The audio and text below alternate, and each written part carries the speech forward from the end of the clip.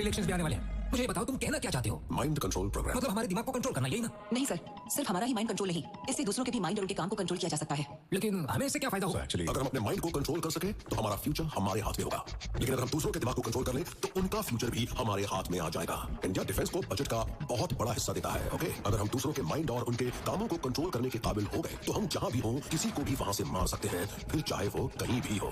तो अरे वो जो कुछ भी है, दिस इज इंडिया। अगर तुम यहाँ कुछ हासिल करना चाहते हो, यू आर सिंपली ब्लबरिंग। अच्छा होगा आप इसको प्रोग्राम से हटा दो और खुद ही ये करो भरद्वाज। अगर वो मेरे बिना ऐसा कर सकते हैं तो हम यहाँ मीटिंग के लिए नहीं बैठे होते सर। ओह, ओके। मतलब ये है कि तुम इनसे ज्यादा बेहतर हो, महान वैज्ञानिक हो। Then I can prove it, sir. एक बार मेरे डॉक्यूमेंट चेक कीजिए, रिया। Okay sir.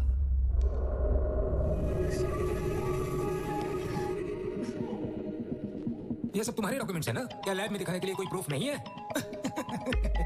इस काम के लिए करोड़ों रुपए खर्च कर रहे थे तुम। अगर ये पैसे बचा लिए होते और उसी पैसों से तुमने कोई मंदिर बना दिया होता तो हमारे देश में ज्यादा खुशी हो जाती। क्यों, सही कहा ना इंद्रा? कम कम।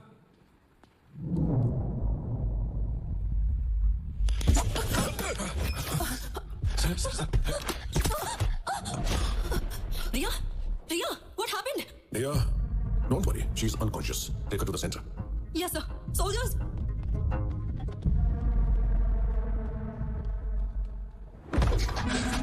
Yes, air and water.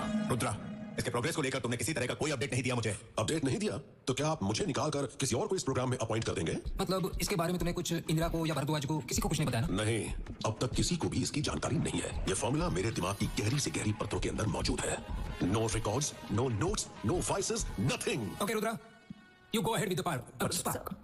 लेकिन इसका इस्तेमाल सिर्फ गवर्नमेंट करने वाली है, इसलिए सेफ्टी का पूरा ध्यान रखना होगा।